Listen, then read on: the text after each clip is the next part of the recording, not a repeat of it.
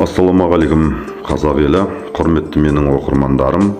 Менің есімім Али Акбар Иманқұлұлы. Менің YouTube каналымда осынау ұлан ғайыр жерді бізге сиет тастап кеткен хан, би, батыр бабаларымыздың өмірінен сыр шертетін боламыз. Мақсаты тарихымызды терең біле отырып, болашақ жастарымыз батыр бабаларымызға еліктеп өссе деген мақсатта. Және де қазіргі таңда елімізге қызмет етіп жүрген Қазақстан мұсылмандар діни басқармасының мүшелері, таңдаулы ұстаздарымыздың уағыздарымен де бөлісуге тырысамыз. Себебі асыл дініміз ислам дініне берік болған бабаларымыз біздерге жасап кеткен сыйы баршамызға аян.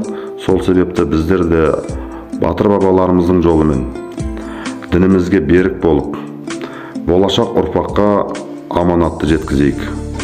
Білгенім 9, білмегенім 99 демекші, бір-бірімізге қолдау көрсетейік. Каналыма жазылыңыздар, мен сіздермен мақтан тұтамын.